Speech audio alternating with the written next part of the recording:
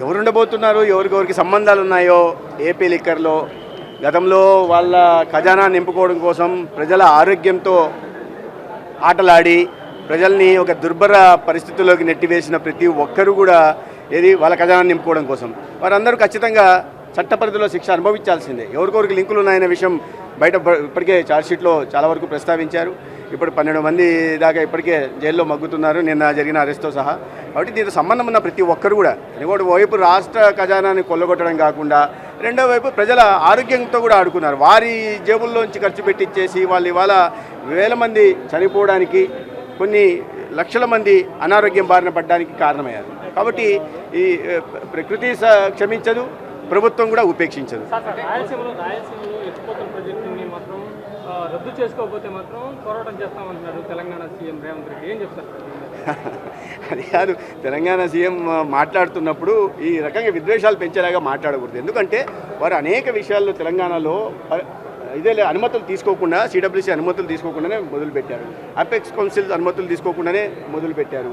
కాబట్టి రాష్ట్రంలో వాళ్ళ అవసరాల కోసం వాళ్ళ పైనుంచి వస్తున్న హెచ్చరించడం సరైనది కాదు. 2 తెలుగు రాష్ట్రాలు ప్రజలు ఒకే రాష్ట్రంగా ఉన్నాం, ఇప్పుడు విడిపోయాం. ఇద్దరి అవసరాలు, రైతులకు అవసరాలు, సాగునీటి అవసరాలు, తాగునీటి అవసరాలు తీర్చుకోవడం కోసం ఒకరితో ఒకరు సహకరించుకోవాలి. తద్వారా వాళ్ళకు వచ్చే నష్టం ఏం లేదు.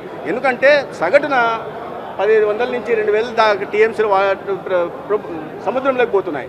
ఆ మిగులు జలాల్ని, వరద జలాలనే మేము వాడుకుంటామని ఆంధ్ర రాష్ట్రం చెప్తా ఉంది. దాంట్లో ఎటువంటి అభ్యంతరాలు ఉండాల్సిన అవసరం లేదు రాజకీయ లబ్ధి కోసం. ఎందుకంటే అన్ని రకాలుగా వైఫల్యం చెంది ప్రజల్లో వ్యతిరేకత వస్తున్న క్రమంలో ఇటువంటి ఎమోషనల్ ఇష్యూస్ తీసుకోవడం మంచిది కాదు. అది కాంగ్రెస్కి ముందు నుంచి అలవాటు. గతంలో టీఆర్ఎస్ పార్టీ కూడా అదే పని చేసింది. వాళ్ళకి ప్రజలు ఏ రకంగా శిక్షించారు, ప్రజలు వాళ్ళకి కలిసిమెలిసి ఉండాలనుకుంటున్నారు.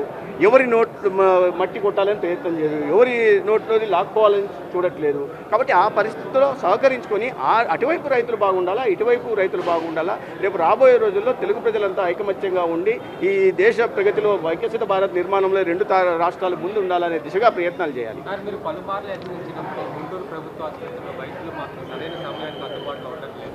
అయితే ఓన్లీ ఎంబీబీఎస్ స్టూడెంట్స్తోనే వాళ్ళు ఓపీలు వెళ్తారు. అటువంటిదే లేదు. కానీ పరిస్థితుల్లో చాలా మార్పు వచ్చింది. ప్రజల నుంచి వస్తున్న దాంట్లో ఇప్పుడే చెప్పాను నేను, 8 నుంచి 12% సంతృప్తికరంగా ఉన్నాయి, డాక్టర్లు అందుబాటులో ఉంటున్నాను. 61% గతంలో అటెండెన్స్ ఉండేది డాక్టర్లు అని చెప్తే ఇవాళ 84% పెరిగిందని. అయినప్పటికీ కూడా ఏదన్నా మీడియా ద్వారా మా దృష్టికి వచ్చినప్పుడు వాటి మీద చర్యలు తీసుకుంటున్నాం. ఎఫ్ఆర్ఎస్ సిస్టమ్ పెట్టడమే కాకుండా సెకండరీ హెల్త్లో, ప్రైమరీ హెల్త్లో వాట్సాప్ కాలింగ్ కూడా చేస్తున్నాం.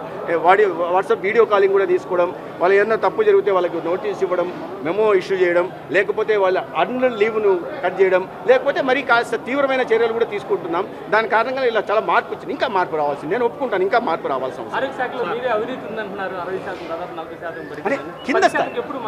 కింద స్థాయిలో నేను అనేది ఏంటంటే, కింద స్థాయిలో ఆసుపత్రికి పోయినప్పుడు 5 రూపాయలు 10 రూపాయలు తీసుకుంటారు అనే దాంట్లో అవినీతి అంటే మీరు దాన్ని వేరేగా చూడకూడదు. కింద స్థాయిలో ప్రభుత్వ ఆసుపత్రికి పోయినప్పుడు చిన్న వాటిని లేదా మందు విషయంలో ఉచితంగా ఇవ్వాల్సింది అది ఉండేవని వాటిని తగ్గించుకుంటూ వచ్చాము. ఇప్పుడు 20% తగ్గించామని తీసుకోవాలి. ప్రత్యేక ప్రయత్నాలు చేశాం. మొన్న ట్రాన్స్ఫర్లు మొట్టమొదటిసారిగా పారదర్శకంగా రాష్ట్ర వ్యాప్తంగా చేశారు. మీరు ఇప్పుడు ఉద్యోగస్తులపై అడిగితే అడగండి, గతంలో ఎటువంటి అవినీతి జరిగేది, ఇప్పుడు అవినీతి జరిగిందా ట్రాన్స్ఫర్లు అంటే ఒక్కరు కూడా జరిగిందని చెప్పారు. మార్పు వచ్చింది. ఆ మార్పు వచ్చింది.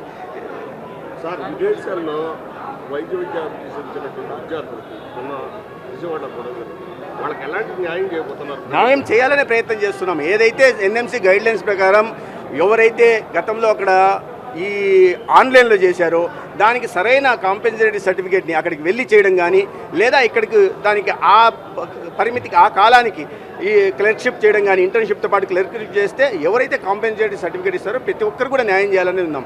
రెండో వైపు నేషనల్ మెడికల్ కమిషన్తో కూడా మళ్ళీ సంప్రదింపులు జరుగుతూ మా రిజిస్ట్రార్ని కానీ, ఏపీ మెడికల్ కౌన్సిల్ చైర్మన్ కానీ ఆవిడ పంపడం జరిగింది. వారిని మరీ నివేదించడం జరిగింది. అనేక కోర్టు సందర్భాల్లో ఈ రకంగా ఎన్ఎంసీ గైడ్లైన్స్కు అనుగుణంగా పనిచేయని కారణంగా రాజస్థాన్లో రిజిస్ట్రార్ని సస్పెండ్ చేశారు, ఇక్కడ కర్ణాటకలో టర్మినేట్ చేశారు. ఇవి ఉన్నాయి కాబట్టి గైడ్లైన్స్ను తప్పకుండా అదే దానితో కోర్టు కూడా మన డైరెక్షన్ ఇచ్చింది. కోర్టు డైరెక్షన్ను ఎన్ఎంసీ గైడ్లైన్స్ను దృష్టిలో పెట్టుకుని ఖచ్చితంగా న్యాయం చేస్తాం. హిట్ టీవీ యాప్, ఇందులో short news, live news, entertainment shows, movies, digital magazines తో పాటు మీ జిల్లా వార్తలను కూడా ఫ్రీగా చూడొచ్చు.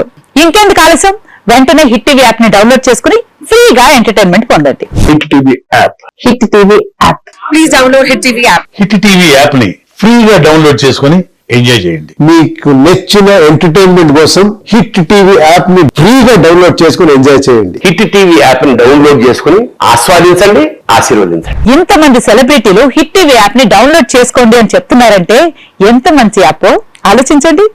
అమెరికా అమెరికా అమెరికా అమెరికాలో చదవాలనుకునే వాళ్ళకి విశ్వసనీయమైన పేరు మన సౌర్య కన్సల్టెన్సీ. UK లో 1 year masters. UK లో 1 year masters. 2 years work permit up to 5 years visa. Contact Saurya Consultancy. Contact 89851 89851.